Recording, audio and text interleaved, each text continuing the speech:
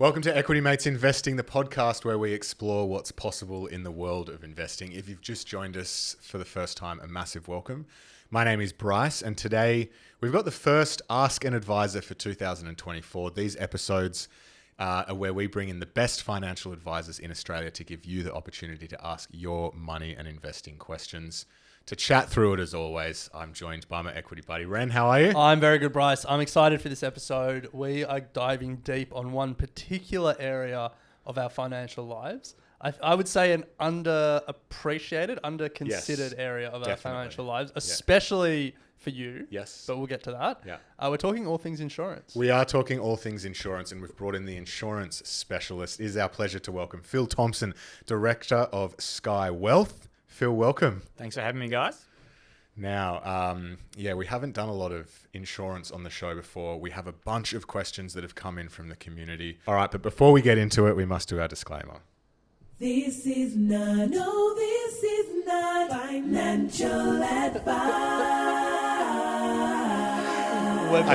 We're both just watching Phil's face. Yeah, the first time we've done that with an expert in the room. I was actually thinking, when are you guys going to start singing it? Trust me, I was saying I've started singing it in at the shower home. a lot. Yeah. We're big Stings guys this year. That's our big thing. But we should say, yes, this is not financial advice. Whilst we are licensed, we're not aware of your personal financial circumstances. Anything you hear, any advice you hear is general advice. All this content is for education and entertainment purposes only. We need to get all of that in a sting next time. Now, Phil, because we haven't addressed insurance in detail before, we've split the questions that have come through from the community in sort of two parts. The first is to kind of set the scene and really understand what life insurance is all about. And then we've got a bunch of just general ones. And as Ren said at the top, I'm in a position at the moment where I'm actively trying to sort my insurance situation out. So I'm sure I'll have plenty of questions. And even off air, we know that there's a lot to unpack. So let's get stuck straight into it. This question has come through. I'm 21 and have absolutely no knowledge regarding insurance. Where do I start? Well, great question, and most of Australians don't. So we'll just set the scene. When people talk about insurance, there's kind of two main categories. Like general insurance is car insurance, home and contents. That's not what we're going to talk about. We're going to talk about personal insurance. So, and that's under the life insurance, banner. And so we're talking about really four main policies. So life insurance or death cover. So that's paid out if you pass away. Then there's a lump sum that's paid out. The second one is total and permanent disablement, or TPD, and that is a lump sum payment if you can never work again. So you've got to be severely disabled to get paid out. The third one is income protection. So that'll pay you a percentage of your income if you can't work for either a short period of time or a long period of time. You will get paid a monthly salary. And then the last one is trauma insurance, or critical illness is another term that insurers use. And that's for serious medical events. So the majority of claims is for cancer, but there's, under different contracts, there's different things like heart attacks, if you've got severe MS or Parkinson's. So there's 30 odd conditions that'll pay out under that critical illness payment. So they're the four main policies that we're talking about. So, great question. Most people don't know what personal insurance is either. It's something that I feel like, I definitely don't have cover in any of those, and we'll get to that in a moment. But where do most people under-insure themselves when it comes to those policies? Yeah, it's a good question. My belief is income protection is the most underinsured. Most super funds will set up some life insurance or some disability cover or TPD cover for you. Super funds, they've actually got a legal obligation to make sure they're considering it for their members. So that's why most Australians will think, my super's covering it. Income protection is the one that, if you don't have your income, we can have as amazing wealth creation goals as we want, but if we don't have an income, we can't achieve any of those wealth creation goals. So that's where people underestimate their insurance needs. So I think that super question is a relevant one. It's certainly the one that I had coming into this, which is, first of all, what is in super and what isn't in super. And I had a look at my super policy before you came in this morning, and I saw that I have two super insurance policies. I thought I had three, so always good to check. Yeah. And then I guess, how should Australians think about what insurance is in their super, is it enough, and then what they should be doing outside their super. Yeah, so super can only pay for 3 of those 4 policies that I touched on. So critical illness and trauma, legally, superannuation funds can't set it up. They can't pay for it on your behalf. But life insurance, disability and income protection can be owned through the super fund.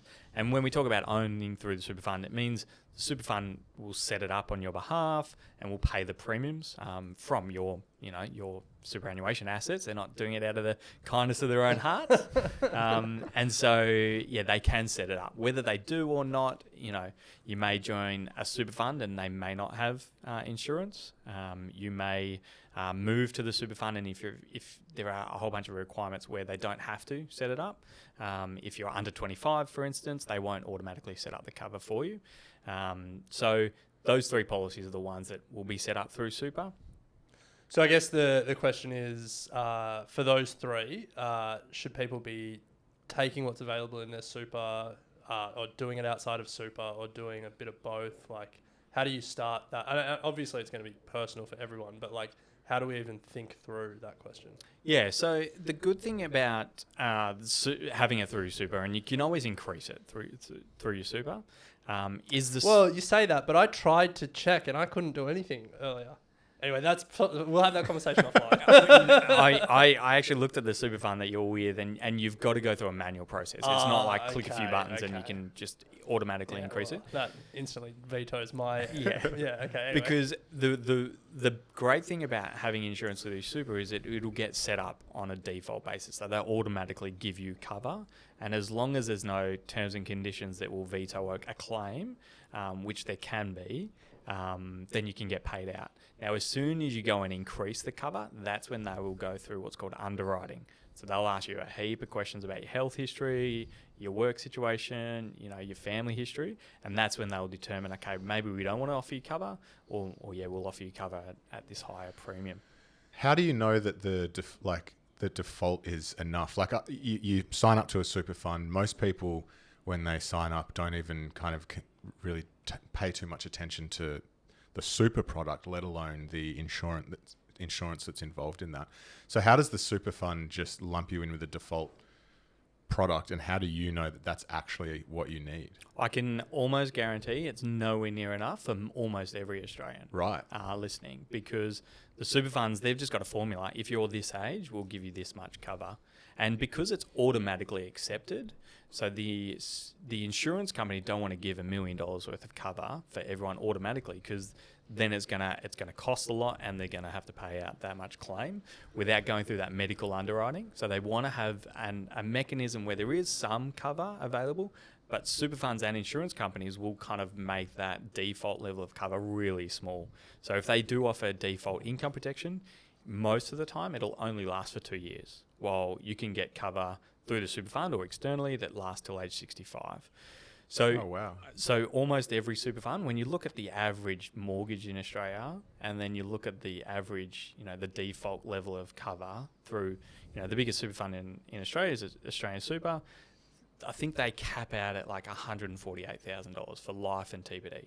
And if we kind of go back to just paying off the mortgage, that won't cover almost anything. Wow.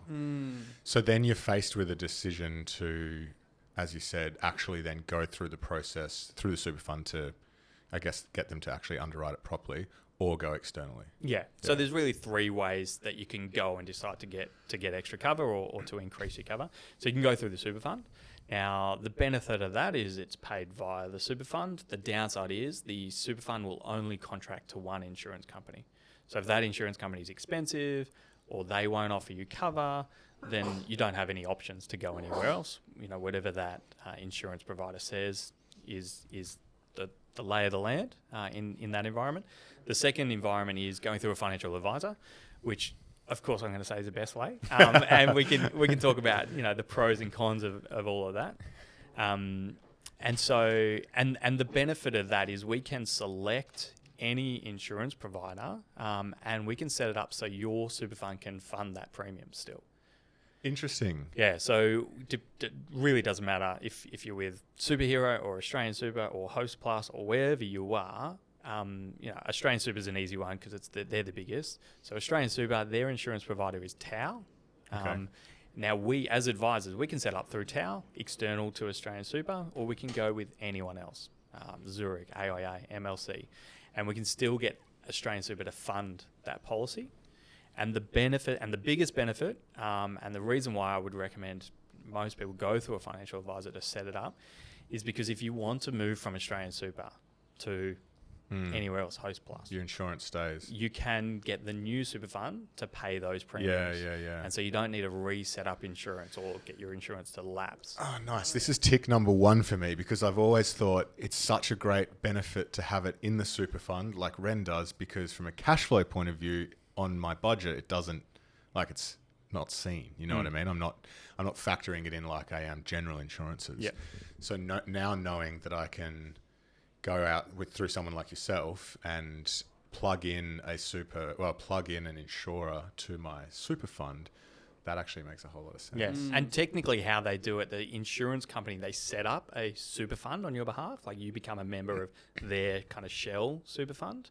And then your super fund will just pay the premiums every 12 months. So it's a rollover to that insurance company's super fund just to pay the premiums. Now, they'll never manage your money. They don't want to invest your money on your behalf. It's just a shell super fund just to get premiums from wherever. So that's why if you're with Australian Super, we can pay it to the insurance provider, move to Host Plus, then we just sign a new form to say, hey, roll the money over to the insurance provider again. Wow. Now, when we were talking about this beforehand, we were trying to figure out the benefits and the costs of paying through your super fund and paying personally, because some of these forms, and correct me if I'm wrong, some of these forms of insurance are tax deductible if it's income protection. Is that right? Yeah, exactly. Income protection is tax deductible. So is it better to do it through your super fund, or is it better to get the tax deduction? Yeah, I mean, it's really a personal choice. So, I mean, of course it is. But the reason why I say a personal choice, the way we think about it is if your income is over, a certain level where you're paying a high marginal tax rate and you've got the cash flow permitting, then you can pay it outside of super. And it's a good way to do it. The reason why you can still pay it inside of super, even if you're at that high marginal tax rate, if you do have some superannuation contributions available. Now, I've used a whole bunch of technical terms here, but if you are not at your cap, then contributing to super to pay those premiums will give you the same net tax benefit. Okay. Yeah, that makes sense. So it's only when you're maxing out your contributions year on year, and then your premiums will be impacting the amount that you're investing in that fund. But then again, if you set it up through a financial advisor, what we do in that scenario is we can do what's called a cancel and replace. So we can set it up inside the super initially, run it for 10 years, and then you get to a point where you're starting to max out.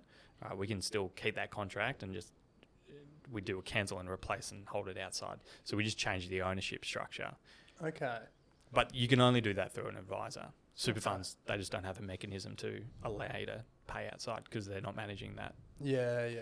That's interesting. All right. Well, I never really considered going to an advisor, but I'm starting to see the benefits. Yeah, me too. This is why you ask an advisor. Sorry, just to be clear on that point as Give you a well. sales pitch. Yeah. To be clear on the point of setting it up outside but getting the super fund to pay it, you still need to contribute to the super fund for it to be paid, or it just draws it out of the balance? It just draws it out of the balance. Okay, Yeah. So okay. if you're on parental leave, then the balance of the fund will be funding it. Yep, So yep. you don't actually need to contribute to your super to keep paying it. But you and can. that's the beauty of doing it this way, because people are buying their first homes and cash flow's tight. So I want my super fund to pay for it, but long term we don't want this super balance just eaten away by the insurance premium. So setting it up this way, you can go year 1, 2, 3, I'm not contributing to my super fund to cover this cost, and then year 4, 5, 6, you can contribute twice as much. Yep. Again, assuming you got caps to then make up for that lost payment in the past. Gotcha. But if you're paying it all outside of super, you either pay your premiums or you don't. Yeah. And you have insurance or you don't. Yeah. Can you get your insurance company, if you set it up through an advisor, can you get them to also pay the trauma cover through your super? No. Okay, No. so that's just like a no for super. Yeah, exactly. What? Why? What policy reason? It's not the policy, it's superannuation law. No, that's what I mean. Sorry, like government policy reason. Are they? Okay, here we go. Let's geek out of it. I like it. So the reason being because superannuation is kind of an environment that the government don't want us to be able to easily pull money out of. Oh, okay. Oh. Yeah. And so people are getting sick before, and so you need to get money out of super. It needs to meet a condition of release. Yeah. And so a condition of release is death, total and permanent disablement, and a temporary disablement. You can get an income protection, but often those policies are a bit watered down. And the reason they're watered down is because it needs to, legally speaking, that a super fund cannot sell a contract that's paid through the super fund that doesn't meet the condition of release. Yeah. Okay. So there are some like really fun catches whereby if you're not working at the time that you are injured or ill, you could have the most amazing TBD policy and the most amazing income protection policy through your super. They just won't pay, that you won't get paid a claim. Right. Because you've got to be gainfully employed to meet the condition of release. So that's why sometimes, advisors will talk about the policies inside super are not as good. And those things are so unlikely to happen, but they can happen. Yeah, but that's the point of insurance, protecting you for unlikely Correct. catastrophic events. Yeah. Well, look, on that incredibly wonky note, let's take a break. And then on the other side, let's ask some more questions from the Equity Mates community about, I guess, the different types of super and how we should start thinking about it. Welcome back to Equity Mates Investing. We're here with Phil Thompson, Director of Skye Wealth, for Ask an Advisor, talking all things insurance. Now, Phil, before we get into the nitty-gritty questions from the community, one thing that we often hear when we're talking about superannuation funds is to look at the fees and also what you're paying towards insurance, and to switch off, insurance if it isn't suitable for you. And I guess the question is, at what stages of life should you be considering the different types of life insurances, so that when we're making that decision in super, we're kind of clear on, actually, I should be having this one on? Yeah, so my view is income protection. If you've got an income and you rely on that income, you should have income protection. Like, I don't care how young you are. Okay, if I'm injured, I can go back to the parents. Like, who wants to live back at their parents? I did that with my wife and my kids. It wasn't very fun. And so that's kind of a must-have in my mind if you have an income and you rely on it. Disability, it's less likely to happen. It's very statistically really unlikely to happen, but it's catastrophic if it does happen. Again, if you rely on your income, it's important to have a TBD benefit. Life insurance is really the only insurance policy in my mind that we can kind of take it or leave it in certain life events. Right. And I'm talking younger people. When you get older and you're 5 years away from retirement, but you could retire today and you choose not to, well, income protection is not as important. But for young people, those income protection and disability is super important. Life insurance, it's just a matter of going, well, if I don't have anyone reliant on me or dependent on me, so I don't need a life insurance portion, maybe you could switch that off. But for young clients, it's so cheap anyway, and it's often paired with disability. So a lot of super funds won't let you switch off the life insurance and have what's called standalone disability cover. So on that point of no dependents, one question we got from the community was, no mortgage, no children, what is the minimum life insurance needed? And I guess you're saying Nothing. 0. Yeah, I mean, That's an easy answer. if you're dead, everyone's going to be crying and emotional if you pass away, but No mortgage, no very kids. pragmatic and financially speaking, if you pass away and it's not going to have negative financial impact outside of a funeral, then you don't really need life insurance. Another question that we got that you might be able to tick off quickly, what are the benefits of having both income protection and permanent disability? I think implied in that question is that they overlap. Yeah, so they do overlap a bit. Income protection won't fully replace your income. So it replaces a percentage of your income. So 70% of your pre-tax income is normal policy. So the idea of when you don't need it, can you live off 70% of your income if you're totally and permanently disabled? If the answer is yes, okay, maybe it's not that important. Our house view at Skye is we like to replace your income because we want your kind of financial trajectory to be the same, whether you're fully disabled or not. Is insurance payout, are insurance payouts taxed?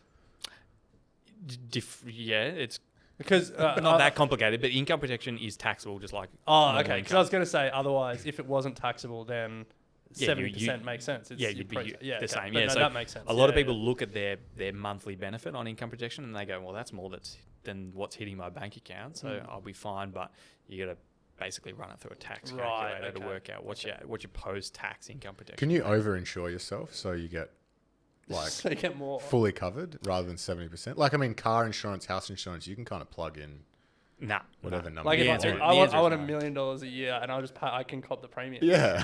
No, No? the answer is no. Income protection tried it? caps it. I mean, the payment is based on your pre-disability income, and so it's capped at 70% of your pre-disability income. Okay. So you can't you basically can't game the system. I'm sure you can, commit insurance fraud if you choose to. Okay, let's not go down that path. Let's not go down there. But that's why TBD is important. Yeah. So coming back to the original point, that's why we do like to have TBDs, because someone's always going to be worse off on income protection. Okay. And so TBD just covers that 30% gap, Yeah. because TBD is I can never go back to work. Yeah. And so with income insurance then, is the only thing that goes into looking at the premium just your pay slip? As in, like, they're just like, your income's this, we're going to insure you up to 70%? So you can't insure like investment income. Yeah, and like- investment income doesn't offset the income protection payment as well.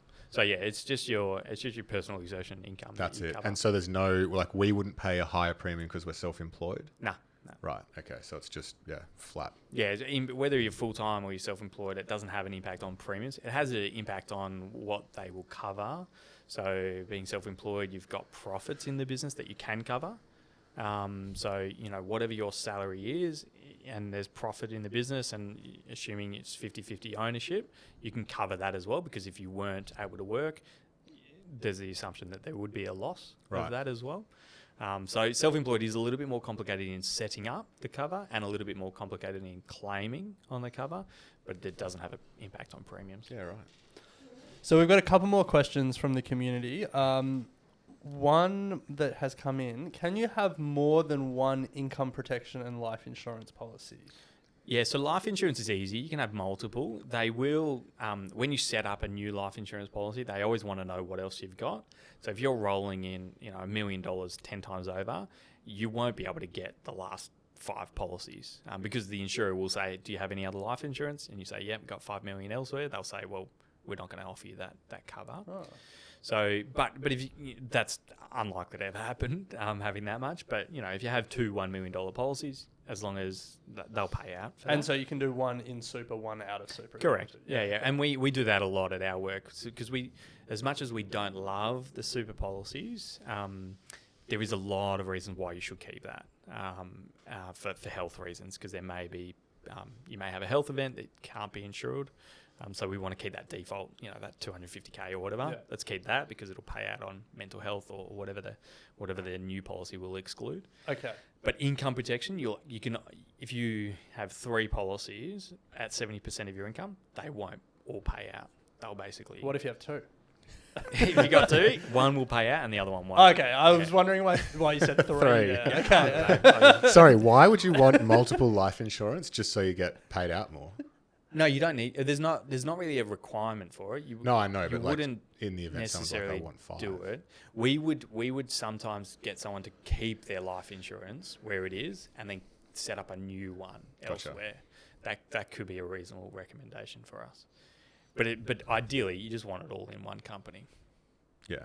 So Phil, I think we've covered the life insurance policies to a pretty good degree. Let's see if I can remember them. Trauma, TPD, life, and income. Well done. I'm learning. And we're going to have you back on the show a couple of times throughout the year. So if people do have more questions, they can ask in the Facebook discussion group or at equitymates.com/contact, and we'll put them to Phil. Otherwise, you can book a session with Phil and get some personal advice about your insurance situations. You can go to equitymates.com/advice. Which I will be doing. Yeah, I'm pretty interested in it as well, to be honest. We'll talk about it on the next episode. But I guess there's this whole other bucket of insurance, and we did get some questions that related to general insurance. I've actually just moved house and don't have home and contents insurance, and I was hoping I was going to be able to ask you about that as well.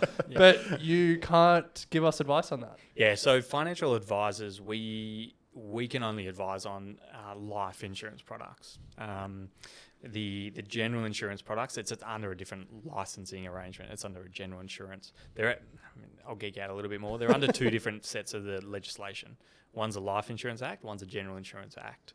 So the general insurance, to set up a policy, you got to go through an insurance broker. Okay. The life insurance, and under the Life Insurance Act, you got to go through a financial advisor who can recommend those products. So, all professional indemnity, home and contents, all of that stuff is a general insurance product. Okay.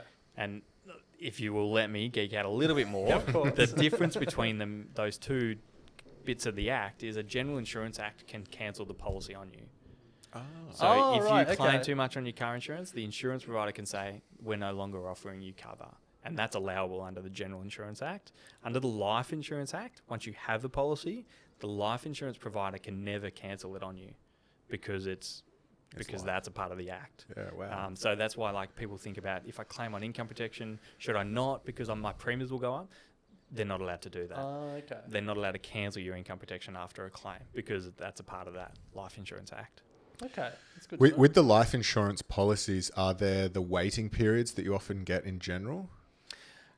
So under some of the policies, so trauma has a qualifying period, so you need to wait 3 months before you can claim on cancer. Yeah. Okay. So similar to a general insurance, under income protection, there is a waiting period at claim time, but there's no qualifying period like a general insurance. So as soon as you set it up, then you can claim on your income protection.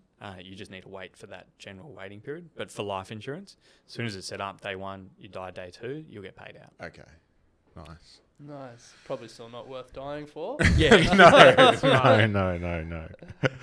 Nice. Well, we are almost at the end, but I think my big takeaways here, firstly, are... First of all, you're massively underinsured. I'm massively underinsured. Yeah. So to put more, as we spoke offline, Ren and I have the same super setup. For some reason, I don't know how it happened, I don't have any insurances through my super fund. User error. Nah, I don't know. It seems like something Depends I on would. who you're talking about. It doesn't seem like something I would do. Anyway, I also don't have the ability to click a button and they will go out and put super. Before this conversation, I didn't have the ability to switch on insurance within the super fund, which also seems like a bit of a product. Anyway, they can figure that out. But it's good to know. I think my takeaway from this is that there are ways that I can keep it out of the cash flow that I currently have, but still do it through super fund, but probably in a more effective way and in a way that covers me better than the default that would come through the super fund. Yeah, and to be perfectly blunt, every time we replace a policy, I look at that advice, and most of the time, the policies through the super fund are more expensive than the same underlying insurance provider going through an advisor.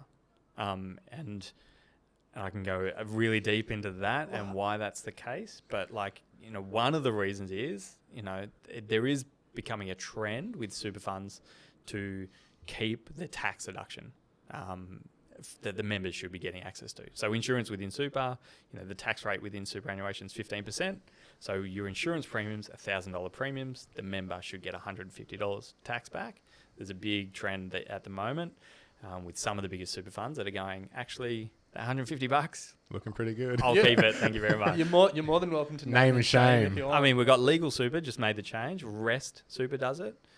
They say it's to make their future premiums cheaper, and it's to administer the insurance premiums, which 15% of all premiums. I looked at their profit and loss because I geek out about this stuff, and it's something like $300 million or something ridiculous that they're maybe that's a bit too much. Maybe an insane amount of money that they're just decided, hey, we will keep. Imagine your boss saying, hey, you've done your personal tax return, you got $1,000 back, I'll keep that because I pay you. It's insane, but that's what some super funds are doing. They're withholding it. How does someone find out that with their super fund? Oh, it is incredibly difficult to find out because they disclose it in their PDS.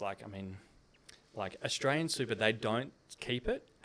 But if you're not contributing to your super fund and therefore not paying tax, then they will offset the tax that you're paying by the refund of that. So if you're not contributing but you're still paying that $1,000 premium, then they won't give you that 150 back. Australian Super.